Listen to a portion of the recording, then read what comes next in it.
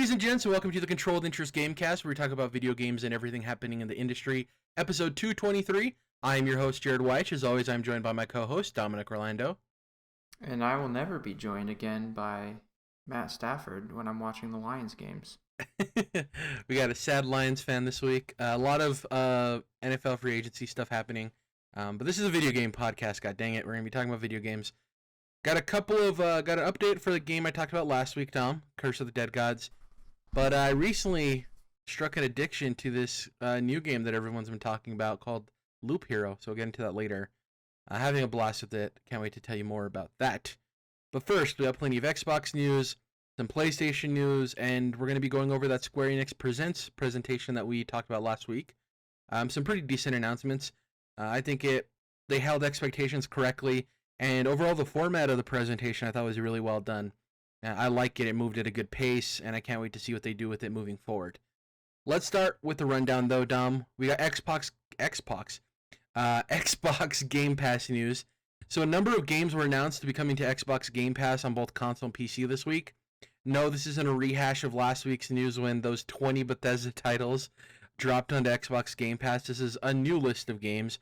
And I think in total there was around 18 new games, but I only picked the ones that would mean the most on this podcast in terms of talking about the release dates. So first up, Undertale, the critically acclaimed RPG that people love with the very simplistic pixelated art style, is coming out on March 16th. So that was a couple of days ago from when we're recording this. Already out on Game Pass if you haven't played it yet. I'm one of those people, Dom. Heard about this game being great, never got around to it, always thought about should I buy it, should I not. Now it's on Game Pass. I have no excuse. I'm going to be downloading that later. Boat. Just haven't tried that one yet. Yeah, made by one person, Toby Fox. He did the music for it, which I've heard, even though I haven't played the game, which is incredible. And the whole crux of that game is it leans into a lot of tropes that the genre has, but also does some neat twists with it. So, interested to see what happens there when I get my hands on it. Next up, people have been waiting when EA Play was finally going to come to Game Pass for PC. It's been on console for a while now, and it's coming the day we're recording this, which is March 18th. In addition to that, Star Wars Squadrons is hitting Game Pass for both console and PC, which is really cool. Personally, not a flight sim guy, but I might hop in just because it's one of those things, Dom. It's on Game Pass. Might as well try it. You might hop in the cockpit. Exactly. This was a game, despite you being a Star Wars fan, you never got around to this one, right? No, I still haven't. I told myself I wanted to wait until I had a VR unit to experience it that way, because apparently that's pretty cool. So yeah, we'll see if that ever plays out, or if I give in before then. But I want to. It's just one of those things I arbitrarily am waiting for. And we have a PSVR 2 update later. We'll talk about maybe that's when you're gonna hop in. Next up, this one was quite surprising to me. The rare case where a JRPG comes to Xbox and isn't on PlayStation yet. Octopath Traveler is coming March 25th, a week from today. This is huge. This is a game that I played when it originally came out, Dom. I bounced off of because I love the art style, but it just wasn't gripping me. Now that I have the added bonus of there being achievements and I get to play on my Xbox, I wonder what the natural boosts to games will be for this game and how much prettier it'll look in comparison to what the Switch can do. So I'm interested to hop into this once again and maybe give it a second try. Are you surprised as much as I am that this is coming to Game Pass and before PlayStation? It's wild. Yeah, definitely. This was like a whoa, that's interesting kind of a thing, right? Because it came to PC, I think. Yeah. At launch or around launch or whatever. In addition to Switch, and so yeah, this is the type of game usually that would have came to PlayStation and never Xbox, but it's pretty cool that it is in general, but also the fact that it's on Game Pass, I think, because we've talked before about like how Xbox is always trying to get to work with more Japanese developers and get more JRPGs on their systems, right? And so having the games more accessible, being on Game Pass, I think will probably get a lot of people who wouldn't have tried them otherwise to try them, right? Because they have this now, and I think sometime late last year they had the newest Dragon Quest come to Game Pass, which is pretty cool too. So this is a great way to boost that strategy of getting more Japanese games. And Phil's been going to Japan quite a bit and working on those relationships, right, and building those bridges. And we've seen that with Yakuza. Yakuza's come over, and all of the games have been on there. We've seen Kingdom Hearts come over to Xbox. In addition to these announcements, Yakuza 6 is dropping the same day as Octopath Traveler on March 25th, which is dope. And along these announcements, Dom, there's some rumblings that Persona 5 might be coming to Xbox, which would be absolutely wild. Seems like Microsoft has a really good partnership with Sega and obviously Square Enix as well, as we'll get into shortly. And I don't know if you remember, Dom, but for like the last 2 or 3 years, it seems like we get these around this time between March and June. There's always these rumblings. Is Microsoft going to purchase Sega, right? That's who everyone thought they were going to purchase before the Bethesda news became official. And once again, they're talking about it. And who knows if they end up buying them, but if Persona were to come to Xbox in any fashion, that'd be huge. Because we talk about, PlayStation's the place where all of these JRPGs go to, whether right after Nintendo or before, and they get them exclusively. So it'd be really cool. There's no reason why these third-party titles shouldn't come to Xbox. And on top of that, if these Xbox gamers really do want these games, they need to make sure to come out in droves and show they do belong there, and there's a business reason why they should continue to release their games on the Xbox platform. So we'll see what happens. And lastly, talking about that Square Enix partnership, Outriders, the really cool action loot-based game that's, people love for the gameplay, not so much for the narrative. It's launching day and date on April 1st into Xbox Game Pass. That's big. It's one of the bigger releases of the early 2021 calendar year, and for it to come day and date is great. This is definitely one of those games, Dom, where everyone kind of doesn't want to risk their money, right? With games being $70 now next gen, it launching into Game Pass, I think bolsters both Xbox gamers as well as the game itself and Square Enix, because they're kind of hedging their bets, right?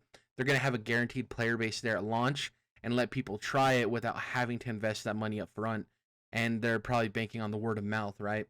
So, yeah, I don't know. No, this is super smart, right? Like, this is how you end up with, with the Fall Guys, with the Rocket League, or whatever. Like, like games that are very dependent upon a large community, Obviously, the game itself has to be good, or fun at least, right? But if you can, get as many people in it right at the get-go as possible, I think this has a good chance to be, maybe not the next like PUBG big, but well, I mean, it could be that too, but so like reaching or approaching like that kind of a thing where like it's like this shit that's going on for like a few months, and that's what everyone's doing, right? I think this, like being on Game Pass day and date, really gives that a chance to do that. So yeah, I think this is really cool too. Well, and Sea of Thieves is first party, so it's a little bit different, but that game initially came out 3 years ago to the date, actually. It's its 3-year anniversary today, and it was content light. A lot of people love the systems, they love the world, they love the art style, but there wasn't a lot of content there, so kind of for lack of a better pun, it was dead in the water, right? But over the course of 3 years, it's surpassed 20 million players at an extremely successful Steam launch, and that game's thriving. Rare actually came out and said that 2021 are their biggest plans yet for the game.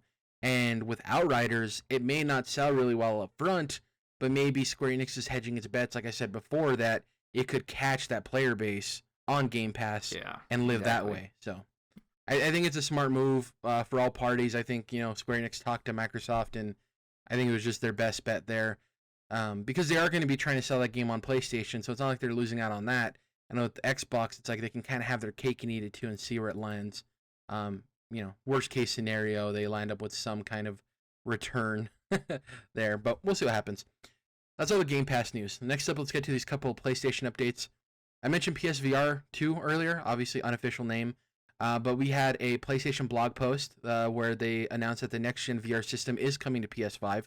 This wasn't confirmed yet. We knew the hardware was being developed, but everyone assumed that, this is going to be the PS5 version. This is the first confirmation of that.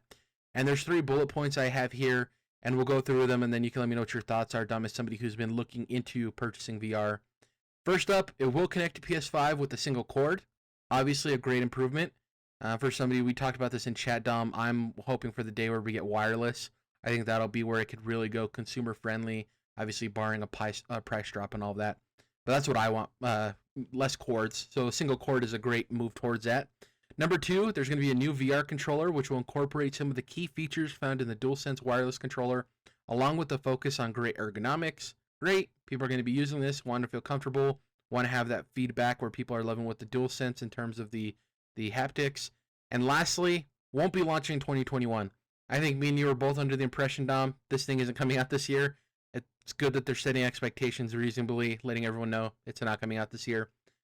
What do you think about these 3 major bullet points, and overall, is this leaning for you towards possibly purchasing this when it comes out possibly in 2022? Absolutely. This sounds really cool. So like after first like trying out the DualSense and specifically playing Astrobot, really got a sense for like this is really cool. Like it actually is. It's something that to me was like truly innovative and more immersive in a way I hadn't seen before, right? And so my immediate thought was like, dude, like this needs to be a VR controller. You know what I mean? It was to me it was just dead obvious, and I'm sure to a lot. Obviously to Sony too. So to hear about it, like, oh yeah, okay, they're doing it, is pretty cool. And especially when you think about the first iteration of PSVR was fine, right? But I think one of its biggest kind of downfalls was like it used the already existing Move controllers, right? Which were not even originally designed for VR, right? They were designed for like the PlayStation camera or whatever it was. So like, and that's where it kind of fell short. Also in like resolution and a few other things, but it fell short in the controllers when compared to like Oculus and Vive or whatever, right?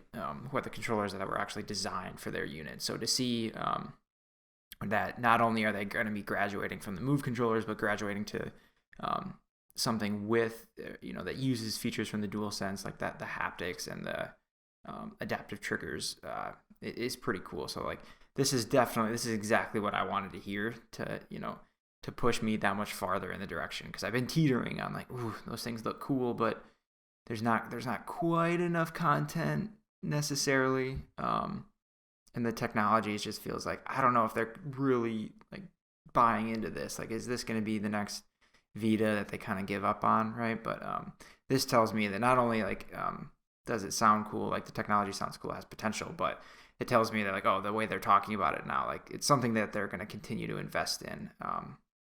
And they're not going to abandon it. So obviously that's still possible, but this is obviously a sign that it's going to be around for a while. So I'm pretty pumped. Yeah, and I wonder how they're going to commit to back compat in terms of letting people, like, if somebody owns PSVR now, will they be able to not lose? And I guess we've seen backwards compatibility with PS5 already. But is it clear that like you have access to all of your PSVR titles on PlayStation 5? That's not something they would talk about, right? Because you can't use your PSVR on your PlayStation 5. So like, what's the? I guess it's not completely clear how they would work, but you definitely still have them. Yeah. Like you could probably still. I would bet you could even download them, but you just. Yeah, of course you can, because you can use the old PSVR with PS5. That's right. So yeah, definitely it would still work. The questions that arise are going to be like, well, is the new controller, does it have like more or less buttons? Does the way it captures motion differ too much from the old unit that back compatibility isn't a guarantee? That's the kind of questions I think are going to come up, because I'm not clear on that. Maybe there's enough details out there that people have figured it out, but they certainly didn't mention that. But that's a big question though, because there's like, there's a Vader game, and like at Squadrons, there's a handful of PS4 PSVR games that I'd really want to be in. And if the new PSVR 2 doesn't play those, then that's a huge blow to the incentive to buy it, for me at least. So yeah, hopefully that they got that figured out. I would love if the release of the PSVR 2 comes with like a blog post of like, here are all the improvements to the PlayStation VR games you already own, right? And they get some kind of boost on the new unit. That'd be really cool. Yeah, that'd be easy PR point too, to get some good feedback there. Next up, some more PlayStation news. Jade Raymond update. So obviously we know Jade Raymond was let go from Google Stadia when they decided to get rid of all of their internal development for some reason. And this poor woman, as talented as she is, obviously she played a big role in Assassin's Creed, which is one of the biggest video game franchises currently running. Done a lot of great work. She was up at EA, working at EA Montreal. Yeah, what was her Motive, right? I think she was at Motive, or at least a spin-off studio, Motive. Right. Yeah. That thing kind of went down the can with the Star Wars stuff. So she ended up going to Google, working at Google Stadia on an internal team.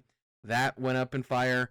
And now she finally, her and PlayStation announced Haven, which is a clever name for what she's been through. She actually talked about she wants it to be a haven and a safe space for developers to work on creative projects. And it's a Montreal-based independent studio, so she's staying in Canada. And it's working on a new unannounced IP for PlayStation.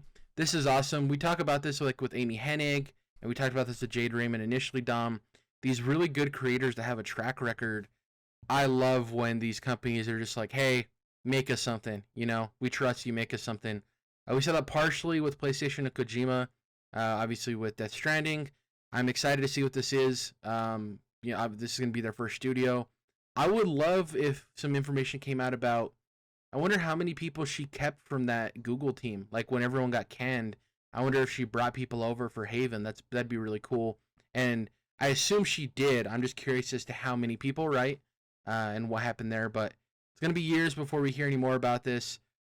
That being said, though, Dom, what do you want Jade Raymond to be creating at Haven? Like, if you could pick a hole in the PlayStation lineup right now in terms of an IP you'd want, what genre or maybe what theme would you want from the studio? Let's see. Well, Star Wars is the IP, of course. The genre, though, because we know we're getting something open worldy from Ubisoft in the Star Wars realm, right? So here, maybe we can get something single player, but focused, action adventure. Not so much, not so much the open world game that we know Ubisoft is making, but like maybe something like what Amy Hennig had originally planned on doing. And then I guess basically like whatever contrasts or is different than all the other Star Wars games that are planned right now, right? Yeah. Like fill out, that universe and any of its timelines or whatever, and any of its like types of characters, whether it's a Jedi thing or a bounty hunter thing, whatever, just whatever's different than what the other studios are doing, would be really cool. Probably that's not likely, because that's a hard thing, that's a hard IP to like get your hands on easily, And did it mention the press release that like it was an original IP? Yeah, it's gonna be an original unannounced IP. Okay. I'm pretty sure. Yeah. Okay, so then obviously it's not Star Wars. Okay. In that case, I mean, I'll tell you what I want. Let me tell you what I want, ahead. because I've been thinking about this. So obviously, creators, especially people like her, are capable of more than what they're known for, right? Just because somebody makes a log cabin game it's a survival log cabin horror game doesn't mean that every game they make from then on is going to be a log cabin survival horror game. That being said, her roots are in Assassin's Creed, and that franchise has moved away from the stealth elements of that. And it does seem like with a lot of stuff she works on, she likes it to be narrative focused. She likes there to be a stealth element of some kind of gameplay mechanic revolving around stealth. And I do think that she played a role in there being the time travel-y aspect of Assassin's Creed. It's not really time travel, right? Because you have the person in the modern day, and then they kind of go back through the DNA, but it's like they're living vicariously through that person. Scratching that specifically, because I don't want to be identical to Assassin's Creed, I would love if the two things this game hits are that it has a focus on stealth and has a focus on time travel. Other than that, I can honestly care less, and I'd be excited to see what they come up with. We don't have a lot of pure stealth games these days. The closest thing we have is like Dishonored, but those don't really even sell that well. And with this, I think you can go back into that well, just like with Dishonored having a possibility of a third game being under Microsoft's umbrella now. I think Jade Raymond working hand in hand with PlayStation, they don't really have that. I mean, the closest they would have to that is what Sly Cooper, and that game hasn't been around for a while, that franchise. And then time travel, I think, is something that AAA hasn't really dove deep to in a really good way. That we haven't seen that in a really awesome way. Like I said, Assassin's Creed partially does time travel. I guess you could say there was like time manipulation with Quantum Break, right? But that game didn't pan out too well. I would love something where there's like a deep dive into time travel. I don't think we've gotten that in the AAA place as I of yet in a really, real meaningful way. I really, really, really recommend you play Dishonored 2. But yeah, there's the key, the clockwork room or whatever, what the clockwork level that people love, right? The time travel level. Oh, I forgot about that. No, that's not. Yeah, that level is not time travel. That's just like some crazy level design in general. But there's a different level in that game that and it's not quite the deep dive that you're talking about, but it does like it's like one of the coolest levels ever. I won't spoil how it's set up in case you. And Titanfall 2, right, also has like a time travel level too. So there've been games that have dabbled in it, but I'm talking like I want hardcore, hard sci-fi time travel, because I think that's something with the AAA budget that can be pulled off really well. And you saying that Dishonored has those elements, I'm kind of excited because we talked about last week that I might hop into that franchise in a meaningful way for the first time. Yeah, so shout out to Jade Raymond. I'm excited to see what happens here. You know, this isn't exactly, I know fanboys, as we talk about often, like to spark wars where there isn't any. PlayStation fanboys were like, hey, Microsoft, this is our answer to Bethesda. And it's like, come on now. This game is probably going to be dope that Jade Raymond's making, but to like weirdly position that against what Microsoft did with Bethesda is just like pulling it nothing. It's very weird. That aside, though, I'm excited to see what this is, and I hope that they give her all the backing she wants, and hopefully she can finally finish a project, because, good lord, that lady's been through a lot. As her name suggests, she's been jaded quite a bit by the industry in recent years. Pun intended. Let's get into the Square Enix Presents. This is the first digital event that they've done in this manner. It's not going to be their only one. They said they're going to do more in the future, and we'll get to that in one of the points. But Square Enix delivered a presentation focused on the western side of their publishing. Here's a recap of the 5 biggest announcements from the first ever Square Enix Presents. So I'm going to go through this list. We probably won't talk about the first couple of things because there's not much there. But the Avengers and Life is Strange stuff, I think, is the talking points for us, Dom. I think we're going to have quite a bit to say there. First up, it's Tomb Raider's 25th anniversary. They announced an official cookbook. They talked about the animated series that's coming to Netflix. They talked about the sequel starring Alicia Vikander. And they also announced, which we assumed based on leaks, Dom, the shadow drop of the definitive survival trilogy, which is a collection of the modern reboot of the games. Pretty cool there. You can get that if you missed out on those games. And they said there's going to be more announcements in the future. We talk about how poorly Nintendo celebrated Legend of Zelda and Super Mario's anniversaries, and how Pokemon's doing it better. You know, Tomb Raider, this isn't a whole lot, but I think that they're putting in as much effort, if not more, than Nintendo did with Mario, which is kind of sad, considering a cookbook beats them out in that manner. But yeah, it was pretty cool. Number 2, do you remember Project Athia, Dom? Yes. At the PlayStation presentation? This is people thought it was Final Fantasy reveal at first because it looked very much Final Fantasy-y. This was before we saw Final Fantasy 16, I believe, in the same presentation. The only thing we knew about this is it was being made by Luminous Productions, which was founded by a former member of the Final Fantasy team. And we knew that Gary Whitta, Rogue One and Book of Eli writer, had been working on this as well. It finally has a name, Dom, and thankfully it's not Project Athia Traveler or some weird name that Square Enix likes to do. The name now is Forspoken, which I think is cool. I actually originally wrote it down as Forsaken, and then I went and looked and I was like, oh no, the name's Forspoken. All right. Not much else here. We got a neat little cinematic, which looks like the main character's kind of a woman out of place. Like she looks like she's from the modern era of humans, and she's been thrown into this fantasy world, freaks out about a dragon. It's going to be a PlayStation 5 and PC exclusive, at least timed for some point. But yeah, it's cool that this game finally has a title. It's very interesting. It seems like it's movement based. Obviously, she's like going around. It reminds me of Solar Ash. Have you seen that game, the indie game, Dom? Yeah, it reminds me of like AAA Solar Ash in terms of movement. What do you think about this game so far? Do you dig the name at the very least? And you know, despite it being Final Fantasy adjacent in terms of the people working on it, are you interested in this game? Yeah, actually quite a bit. yeah, cool. I guess cool name, what Forspoken, whatever. But yeah, Gary Whitta being on it is cool because I liked a lot of the stuff he's done. He also did like some of the, I think Walking Dead season 1, the game. Yep. I think it was season Telltale. 1. Yep. Might have been. Yeah. Anyway. He won a BAFTA for it. Okay, so yeah, that's what that was for. Okay, that makes sense. But yeah, then I did see the little clip of some of the movement. That looked really cool. I'm really curious. I want to see a lot more. Like I want to see more of this. I'm super interested, but I still want to know some more.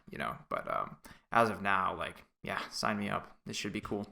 Yeah, it looks like a AAA game focused on like kinetic movement, and the combat looks cool. I'm interested to see how it plays out. It looks like an open world style game, and I don't know. We just talked about what can Jade Raymond do in terms of delivering something that isn't in the PlayStation portfolio, and Project Athia, which is now Forspoken, seems like an experience we're not getting right now. Right? Could be something different. We see Solar Ash. The game's probably going to be stellar. But what does that look? What does Solar Ash look like with a AAA budget behind it? And we're going to see what that is. And yeah, like you said, with Gary Whitta working on it, that means that they're trying to do some sort of narrative with it, which I'm very interested in, because if they can, combine that very fluid motion of the game with a narrative I actually care about, I'm down, man. And also, shout out to having a woman of color as your protagonist. Just really cool whenever we see that. So dope. Next up, this is just a simple one. At the very end of the presentation, they announced that the next Square Enix Present is going to be this summer. Their, E3 event, so look out for that as well. I'm assuming that one won't just be focused on Western. That'll probably be their show, right, Dom? Do you think? Yeah, for sure. Yeah, whatever. Yeah. Probably Final Fantasy VII stuff, or that kind of thing. 16. We'll probably see whatever else. Will probably be their blowout of the Avengers thing that was teased today, which we'll get to later. Next up, this is a huge one. We knew beforehand. They set expectations, Dom. They said, hey, you're getting the announcement of the new Life is Strange game. Though it's rather niche, Life is Strange has a huge following, so them announcing this has put a lot of eyeballs on it. Honestly, I think most people watched this presentation for the Life is Strange, which is, if you had told me a year ago, more people are going to watch this presentation likely for Life is Strange than Marvel's Avengers, I would have been rather sad about that. But as much as I love that game, that's probably the truth. So we got the announcement of Life is Strange True Colors. The main character is named Alex. She's an empath. That's her power. Obviously, Life is Strange's gimmick is each main character has a power. Her brother Gabe dies, so the trailer starts with you being introduced to her, going to this town. She's talking to her brother, meeting all of the people, and then it hard cuts to him dying and her having to figure out what happened and coming to terms with all of that. Seems like it's focusing on grief, which, is obviously a huge theme and is hard for people to overcome. It's being developed by Deck 9 as opposed to Don't Nod, so that's a big thing there. Life is Strange Before the Storm. There's a cameo from a character that was in that Life is Strange. That's actually one of the main secondary characters in this one. The full game's releasing on September 10th, 2021. And they also announced Life is Strange Remastered collection, which is a combination of Life is Strange 1 and Life is Strange Before the Storm. That's coming out fall 2021 as well. You can buy that separately, or it'll come in the digital deluxe version of Life is Strange True Colors. And the cool thing is, you're probably wondering, why is it called True Colors? Because Alex is an empath, she can see people's emotions, and it seems like these emotions are tied to colors. So that's probably why it's True Colors, right? Because you're seeing the colors of these people. And my assumption is there's going to be at some point in the mechanics where, you learn that you can't just judge somebody's emotions based on we're not always just angry. Like, most of our emotions as human beings are a combination of two or more emotions, right? They're more complex than that. We kind of give them loose definitions to make it easier. But yeah, it looked awesome. New art style, which I liked. I know some people are roasting it on Twitter, but that's just Twitter. For you, Dom, somebody who hasn't played any of the Life is Strange games, which I hope that gets fixed by the end of the year or some point in the future, what do you think about this trailer? Does this interest you as somebody who's never played the series, or do you think this is like, oh, it's just more Life is Strange? Doesn't really do much for me. No, it looks good. I think we were both really commenting on we like the art. I really like the art style. It just felt so colorful and vibrant, and it just kind of made me feel good just looking at it. If that makes sense. The music, man, they always nail the music in these type of games. So yeah, I think it did everything it needed to. It's just I need to not be lazy and get into the media and the stuff I like, that I know all, you know what I mean? Because I've Yeah. played a lot of similar games and I've pretty much enjoyed all of them, and so this is like, right in that wheelhouse of kind of not walking simulators, but like, story based adventure games. I don't know what you call these necessarily, but yeah. I just need to play it. Like, there's nothing else they can do to convince me. I'm convinced. I just need to like, get off my ass. Oh, and good to know. It's all releasing at once on September 10th. No episode. Like, it is split into episodes for you if you want to take it in at your pace, but it's all releasing on the same day. Thank God. I'm glad we moved away from that system of releasing it over time. And I honestly think that was due to the studios not having the game all done at once and having to meet deadlines, right? Of like, I doubt their idea was to release one now and then one 3 to 5 months from now and then one 2 to 6 months from now. It was probably like, we need to get this game out now and we'll just try to hit the race to the finish line every time. Yeah, I'm stoked, man. I can't wait for you to hop in. You gotta give them credit, because that means probably at some point, like during the development of the newest game, they had to have said like, we could release like episode 1 like now, Yeah. and then a few months for the next one and so on, like, or we just wait till September and release all of it together. I gotta assume that Conversation had come up, as they were making this game. Not with those specific dates necessarily, but that kind of thing. And like, that would be hard to convince, your stakeholders. Like, well, what do you mean? You want me to wait 8 more months for my money? It's like, well, yeah, but it's going to be better overall for it. It's, it'll be worth the investment of waiting a little longer. I'm glad. I was never too big. Like, it needs to be done either way. If you are going to do it episodic, it should be done. And then you're only parsing it out for the sake of, that's how you want people to consume it, not because you need more time to develop to finish it. Yeah, exactly. That's a recipe for like making people wait too long and forgetting about what the heck was going on. But yeah. And I do think it's cool, the remastered collection, because for somebody like you who's never played it, it gives you the most optimal way to experience that game, right? And for somebody like me who maybe wants to refresh myself, I never played Before the Storm and I never finished Life is Strange 2. So it gives me a chance to replay Life is Strange 1. I can hop into Before the Storm for the first time, because knowing there's this one of the main secondary characters is from Before the Storm, that gets me more excited to play Before the Storm before this game comes out, so I can feel as if I'm in on what's going on. It's like, growing up a huge fan of the MCU, I want to know all of the tidbits going in, so I'm fully involved in the story and everything. So really cool stuff there. I love her power. Obviously, I can't remember the powers from Life is Strange 2. I'm not going to go into that because I don't want to spoil stuff. Never mind. I was about to say something. I was like, oh, nope. But yeah, can't wait to see that game. Another game on the release date for the year. Can't wait. Did they give any details on like what what aspects like of the remastered stuff, like what exactly they're doing? Whole new animations. They fixed all of the animations. I believe they said they fixed like the load times, and they fixed like the wonkiness going from like a cutscene back to gameplay. Because it being an indie game, there was some of that like awkward charm to some of the stuff happening in the game, which happens. Like, we recently played Tell Me Why, and it had some of that too, where you see kind of the drawstrings behind the puppets a little bit. But yeah, it seems like it's mostly visual with some back end tweaks as well. Okay. And the original game didn't have any major issues. I think it's just like, let's give it a new coat of paint type of thing, right? This isn't a game hurting for a next gen update. Excited. I might look closer. Wow, excuse me. I might look closer at that, just because the first game, even in the second one, it very often goes on sale for like $5. True. So it's like, yeah. If you're gonna pay full price for or whatever they're charging, probably $30 or something for the remasters or whatever it is, then it's got to be enough improvement to, that you're gonna pay more than $5, I guess. Yeah, true. Good point. Next up, let's get to the last news. I put it last because it's the most important to me as somebody who loves Avengers. I've talked about it. It's a game I absolutely love, and it has a lot of issues. I'm not trying to say it's a perfect game by any means. But we got a new Hawkeye Future Imperfect trailer, which is the new DLC that dropped the day of recording this. Haven't had a chance to hop in yet.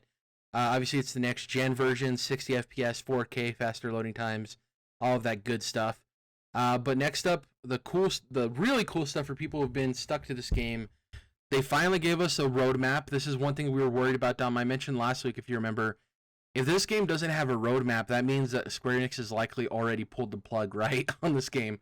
If you don't have plans for the future, that means Square Enix is like, yeah, we're not coming back from this. Just move on already. So the fact that there is a roadmap for this year is awesome.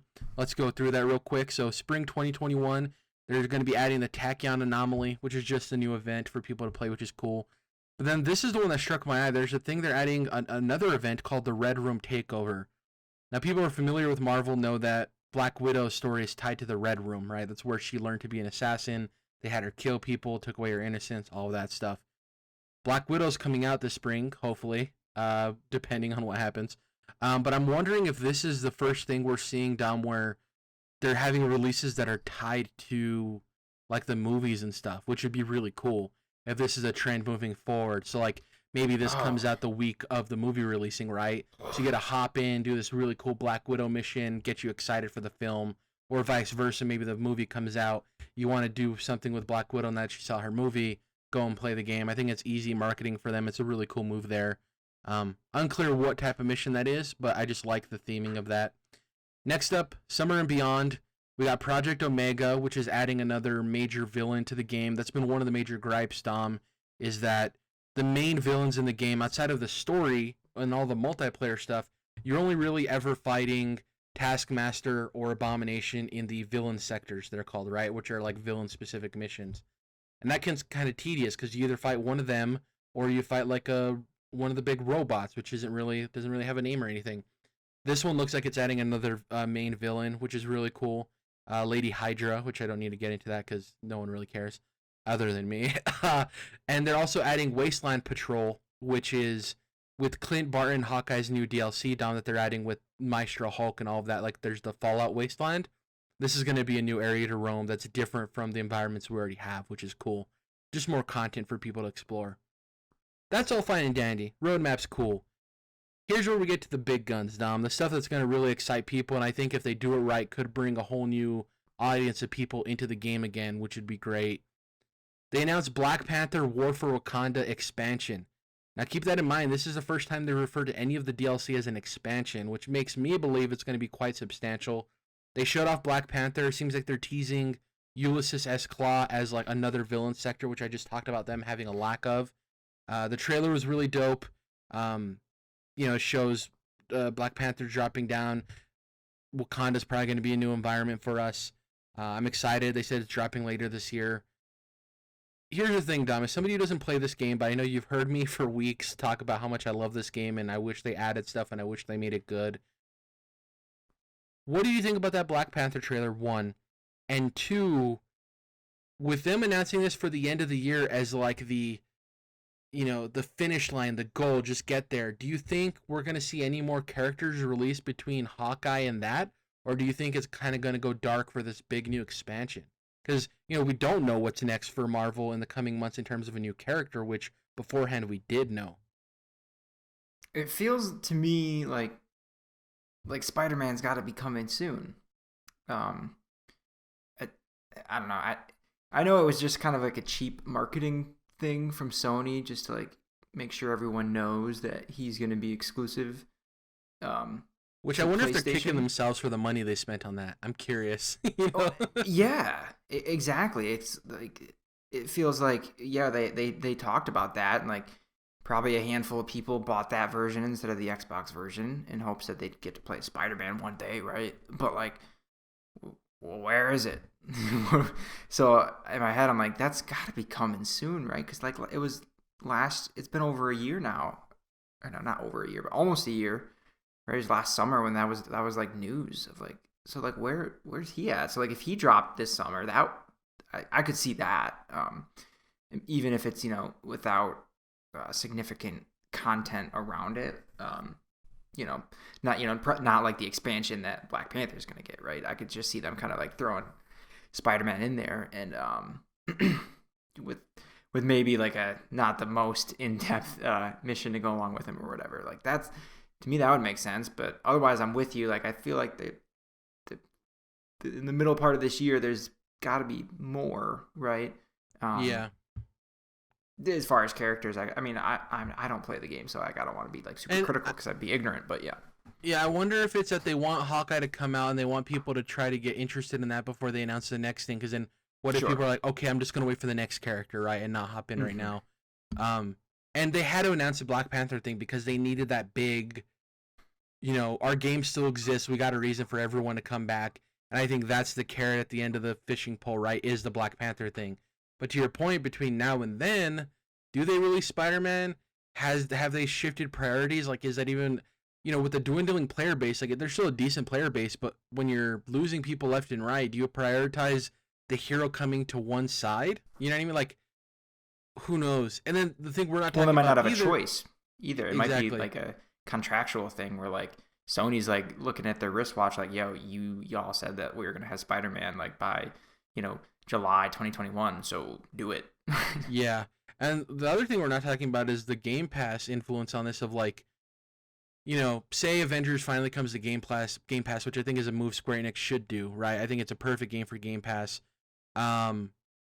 I wonder at that point of like, I don't know, it just, that whole Spider-Man thing's so weird because Marvel's Avengers didn't release the way most people anticipated to do, right, including PlayStation.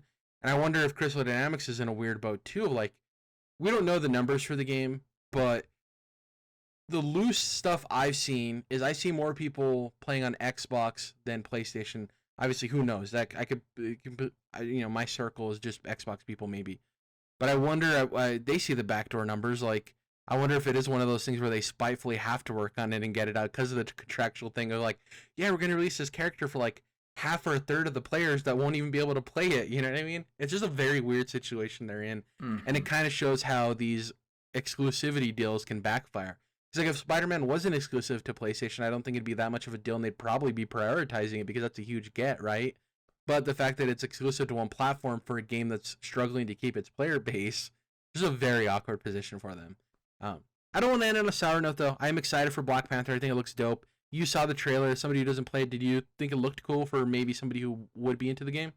Yeah. Yeah. We didn't get to talk about that trailer enough. No, it looked really sweet. I really liked that movie. That and like Spider-Man, Homecoming were easily like my top 2 MCU movies, right? I've not seen every single one of them, but I've seen all the good ones. Yeah, and that's saying something as somebody who's not a huge like superhero Marvel guy. For you to like that movie a lot says something about it, Oh, that movie was so cool. I mean, there was some like cheeky CGI stuff that I'm like, that's weird, but overall, I'm like, this is the most interesting story in any superhero movie I've seen in a while, and I'd have to think back. There might be a better one, but like that's definitely up there.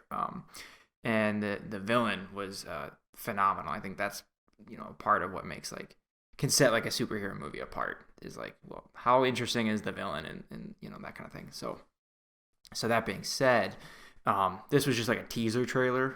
Doesn't give you much, but I'm hoping that there could be a really engaging narrative associated with this expansion, because then I'm like, there's a sale, might mess around with this a little bit. Not probably never gonna get into all the end game stuff as far as leveling and doing raids or whatever else, but because I do recall that like the main campaign that it shipped with was pretty good also. So like you add on like a pretty cool Wakanda expansion, and like you guys got my attention for sure here. Yeah, and like I said when I initially played this game, Dom, I think the single player experience is dope. Like if it does end up coming to Game Pass, I think it's worth you downloading and playing, because I do think it's a really cool story with Kamala Khan. And who cares if you end up enjoying the multiplayer or checking out or whatever. Right. Separate from that, I do think the campaign itself is worth checking out. And that's what I hope that this, because they label this an expansion and not just a DLC. I wonder if it's going to be an expanded narrative campaign. Whereas the DLC we get now with the 2 Hawkeyes, it's cool and there is narrative there and it adds to the overall story of the game, but that's different than like a standalone single player experience, like a campaign, So I'm interested to see what happens there, because man, if they can nail this, it'll be great. And I wonder, also with it being called an expansion, Dom, I wonder if we're seeing Black Panther, but what if it comes with maybe a couple of other heroes too, right? So maybe it's like a second launch for the game. So it launches with a new set of 5 Avengers, right? That all get added into the game. That'd be pretty huge as well. That'd be cool. And maybe that's the reason why we might not see characters at all really from now until then. Because what if Spider-Man comes as a piece of that too, right? Add that onto the thing, and who knows? We'll see what happens. Excited for the future. Let's get into what we've been playing though, Dom. Got a couple of updates for you. One, Curse of the Dead Gods. Talked about this game a lot. What I forgot to mention last week is so it's a pyramid in terms of the levels. So there's like 3 levels at the bottom, 3 levels on the second level, 3 levels on the third level, and then 1 single level at the top, right? First set of levels on the bottom, you face a singular boss when you get to the end of the dungeon. On the second level, they're all called like the twin gods of the temple, right? So the first ones were like the Eagle Temple, the Serpent Temple, and I forgot what the other one is. And then the second one is like the twin Serpent Temple, the twin whatever. So my assumption going in, Dom, is like, oh, is this just going to be, I'm going to get to the end of the thing and it's just the same boss but 2 of them, right? That's why it's called twin. I'm like, that's kind of lame, right? Just what a weird, lazy way to add new levels to this game where you're just going to make me fight the same person but 2 of them, right? How wrong was I, Dom? What an idiot I was. So the way this works, it's really cool. So remember I told you how you pick levels and you move up and you can pick to go to like a gold room or a weapon upgrade room, and then at the end of it you face the champion, right? So that's in the secondary level. So you get to there, so the Jaguar level, right? I get to the Jaguar guy, I beat him. Instead of me beating that dungeon, quote unquote, and getting kicked back to the main hub and upgrading and doing all that stuff, then you move up to a secondary set of levels you have to move up and progress through to get to the second champion, right? So you're basically having to run through the dungeon you ran through the first time you beat it, but then you have to go a second way. So it's adding to you managing your curses, figuring out the weapons you have, and you're not just pushing towards that final champion fight, and who cares if you're losing life or you have 4 curses. You actually have to manage it now. Once you get to the second champion in this level, it's not 2 Jaguars like I thought it was going to be. It's an entirely different boss. But these bosses, the reason they're called twins, Dom, isn't because they're 2 of that original boss. It's because in very Dark Souls fashion, or any, I guess, boss from classic games, when it hits a certain health threshold, it flips to a different version of that boss. So it'll start as this boss that uses light and fire as its attacks, and then when it reaches 3/4 health, it changes to a boss that's in absolute darkness, and you have to use your torch to see where it is, or else it'll hit you without you knowing. And then when it gets at half health, it turns back to the light version, right? So that was really cool. It's an interesting boss fight, because the dark version is way worse to fight, so you kind of want to get through that section of the health bar and kind of, power through it as much as you can to get to the one that's a little bit easier to fight. And then the other level, the level 2 for the Serpent one, was the same thing in that it was a boss that changed back and forth depending on its health. So I was an idiot, Dom. I thought this was going to just be, it's twin bosses, it's the same boss twice, but it's more clever than that. And I wonder if they named it that way for people to assume it was going to be that, and then when you actually get there, it's like, oh no, it's not that. It's kind of poor on me to think that's the case, but knowing it was a single developer doing it, I'm like, I kind of get that perspective if you're developing a game, right? Of like, yeah, the tougher challenge will just be 2 of the same boss I've already programmed, and let's work with that. But no, decided to flip it on its head, so loving that game. Had you had a chance to look at the gameplay and do your own research, Tom? Actually, yeah, I did see a little bit of the footage of what the gameplay looks like, and it's Hades, right? Yeah. The curse aspect is cool though. I think it makes it unique enough and different enough, right? Yeah, no, I could see that. Yeah, I'm not trying to say it's like a full copycat or whatever, but yeah, it definitely has some similarities. But to your point about the bosses, and I think that's something that a lot of the Dark Souls games have done really well, is like bosses that have a twist to them in some way. A second phase that's, different in some weird kind of way, harder, whatever it is, like just kind of like flip the idea of whatever that boss is on its head. I think that kind of stuff, I think, has a really a large impact on the player. And like, oh, like things become way cooler. Hollow Knight kind of did that with one of their bosses that I'll probably never forget about, and I'll forever rave about it. But it's also kind of spoilery in that sense. But anyway, so yeah, it's cool to hear that this game has like some of that going on too. So I honestly think this is going to be the best game that most people don't play this year. Sadly, like I just think it's going to be one of those things where at the end of the year, people are going to be talking about how good of a game this was, but it just gets lost in the fold. It being A, an indie game, B, it being a single developer, not having the lineage of the Hades developers, right? Because they've They've made excellent games over and over again. And Hades wasn't this stroke of luck. It's like, no, this is what they've been building to with Bastion and Transistor and all of those games, Pyre. And I do think maybe, honestly, this gets me excited for whatever this dev's next game is, because by then people will know he's the guy who made Curse of the Dead Gods, and maybe there'll be a little bit more light shown on that. Anybody listening, though, I would highly suggest this game. It's a blast. It's one of my surprise games of the year. I'm having an absolute great time with it, and I'm interested to see if there's DLC added to it. The other game I wanted to talk about, boy, is this game buzzing in the video game industry right now. Loop Hero. Have you heard about this game, Dom? Yeah, I've heard of it, but I don't even know what it is yet, so I'm really curious to hear. This one is kind of hard to describe, so please sit with me and try to understand what I'm trying to tell you. So the way this game starts is it's very Dark Souls in terms of narrative, in that, you know, the world is consumed by darkness, everything disappears, and the only thing that the main character can remember is things in front of him. He's having a tough time with his memory, right? So the way the gameplay works is imagine a Monopoly board, Dom, right? A set of tiles, right? That's a Monopoly board without a middle, right? So it's just like a thin loop of blocks. And they're arranged differently every time, but the starting point goes all the way around and always ends up where it started, right? Always comes back around, hence the name Loop Hero. Now, the way it works is when you start a loop, the block you start on is a campsite, okay? So every time you come around back to that campsite, you heal. You can also leave back to camp and take all of the resources you've gathered. So it's kind of like a get out of jail free card of like, you don't need to keep continuing. You can go back home, right? And that ends your run. But obviously the point of it is you keep doing continuous runs to get more resources and better stuff. You start the game initially with a role-playing game inventory where you have empty slots for a weapon, armor, a ring, a shield, right? And as you're going through these loops, you kill enemies, and enemies have a chance of dropping gear, and you equip that gear. The more loops you do, the higher gear they can drop, the better stuff you can get. All of the gear has properties where some of them regen your health, some of them have vampirism, which basically means for as much damage as the weapon does, you gain that back in health, yada, yada, yada. Now with the loop, all of the specific tiles, okay, they have a chance of spawning a slime enemy. Just a basic enemy, you kill it, you can get gear from it.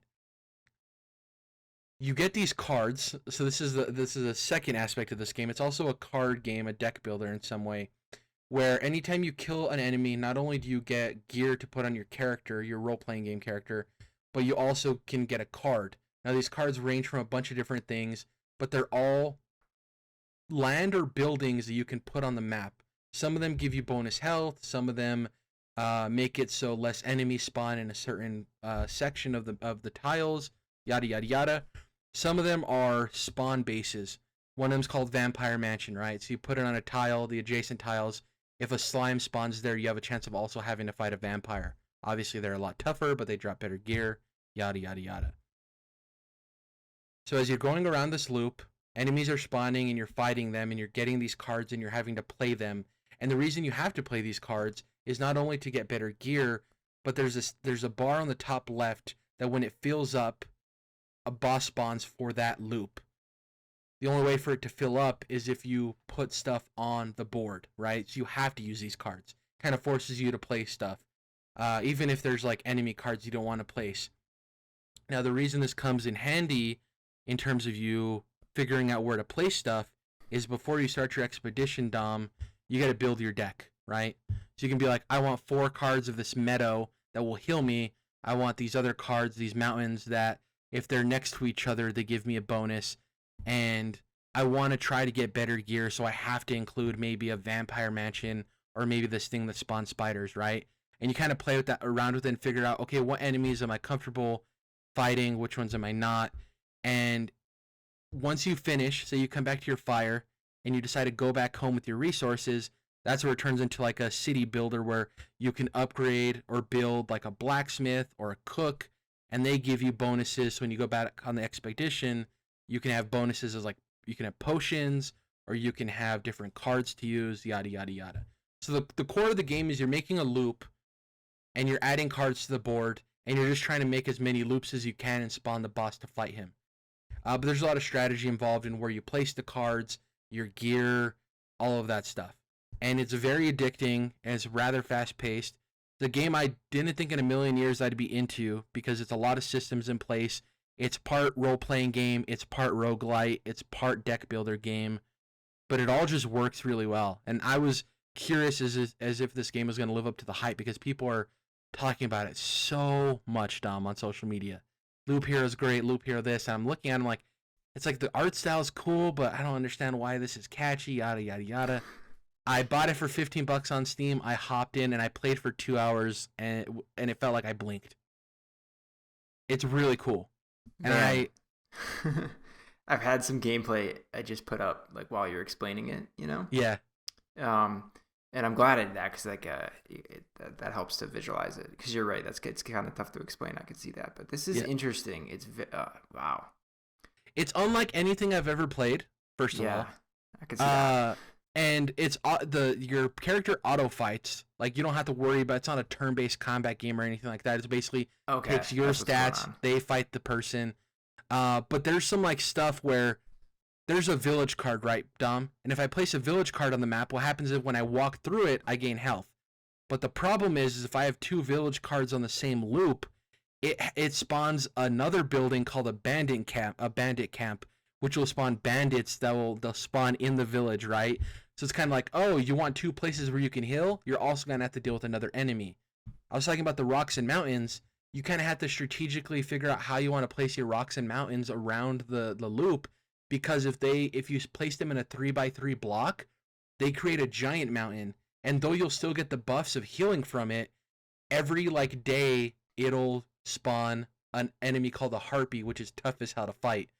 So it's like you're weighing all of these things. It's very much part chess and role-playing game. You're figuring out which gear you want your guy to be equipped with.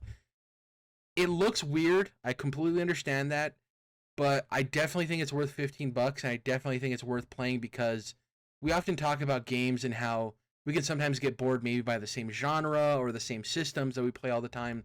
I've never played a video game like this.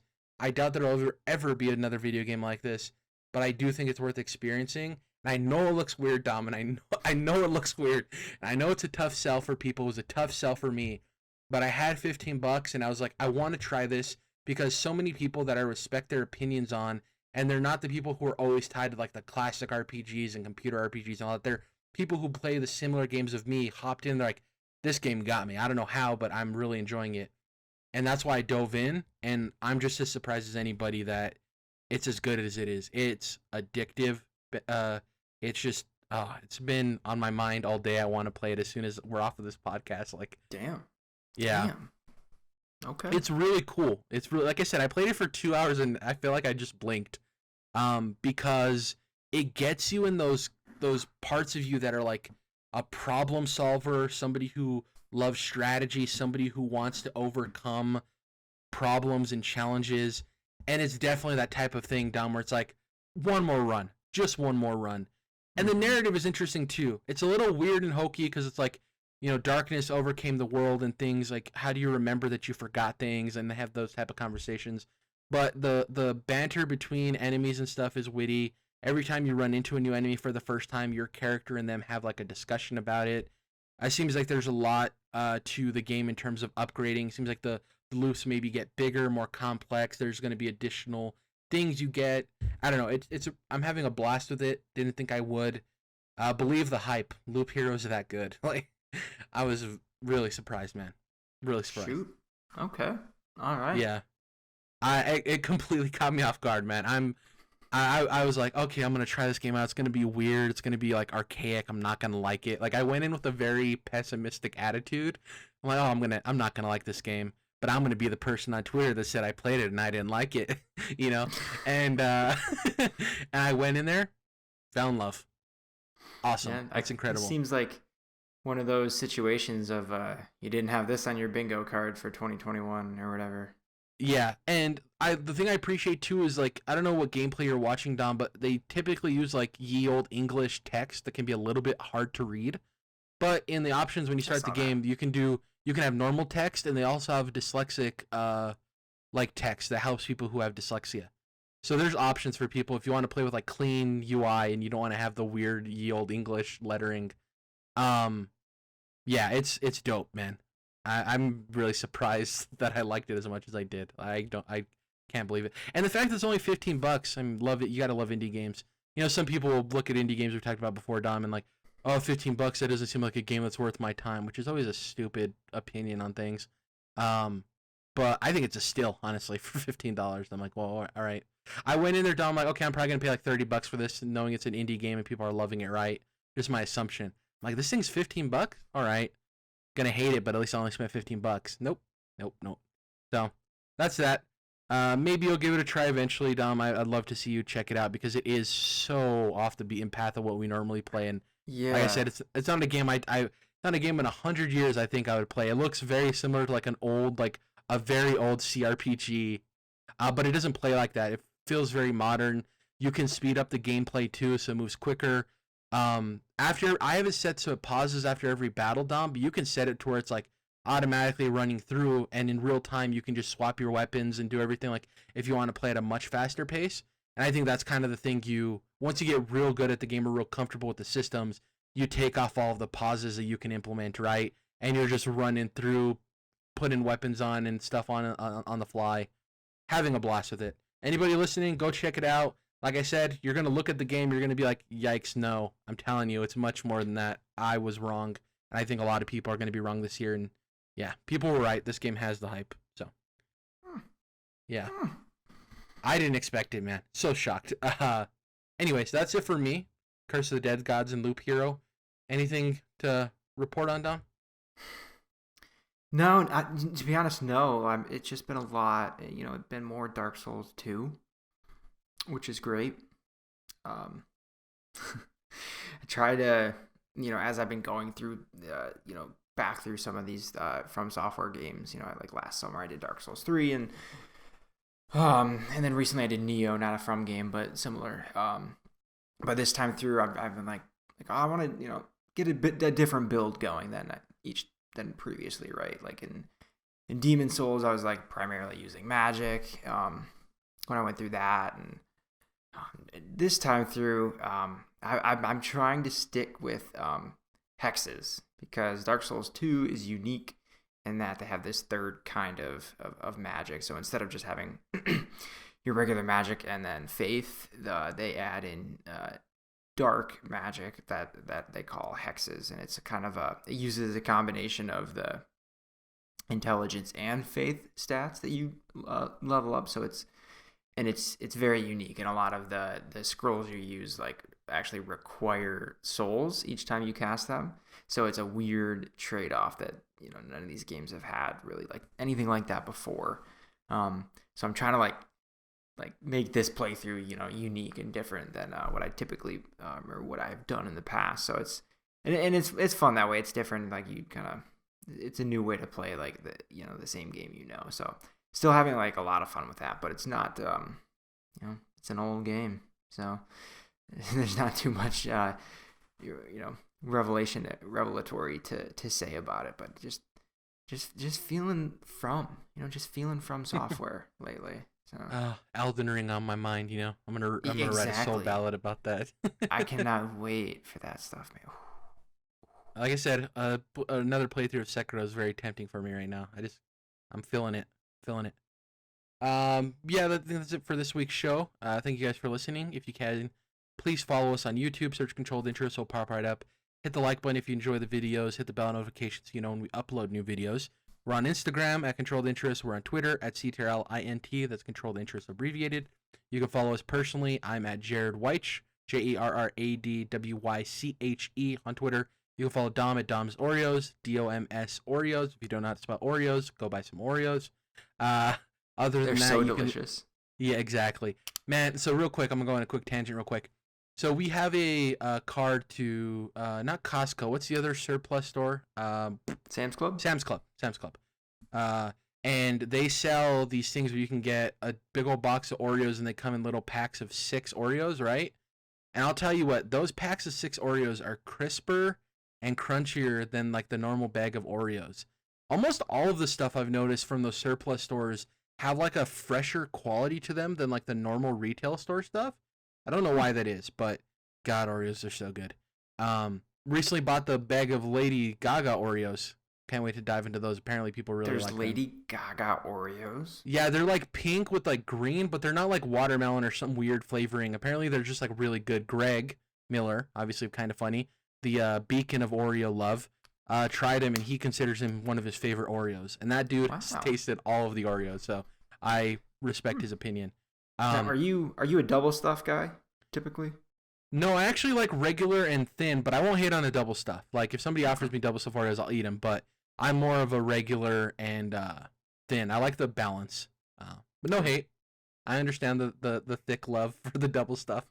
The most stuff though, calm down. You're gonna give yourself diabetes. See, I usually prefer the double stuff. I'll go for those, and then I think it was last year. I was like, well, I gotta have to at least try the mega stuff or whatever. Yeah. No, I don't have high hopes for it, and it was not good. It's too much. It's too much. Too much. Yeah, too much. Imbalanced. Lastly, we're on Spotify. If you want to listen to your podcast there, that's where I listen to all my podcasts. So, we were on Google Play, but I think Google Play shut down, which Google knows to do with their stuff. Anyways, we'll be back next week. No events or anything on the cards right now, but we never know. Something could come up. There's the rumored Microsoft thing on the 26th, which when is the 26th? I'm looking at the calendar. That'd be next Friday, right? Yeah. So if that does get announced, we're going to push the podcast and we'll talk about that if that is real. But until then, catch you guys next time. Thank you for listening as always. See you guys later.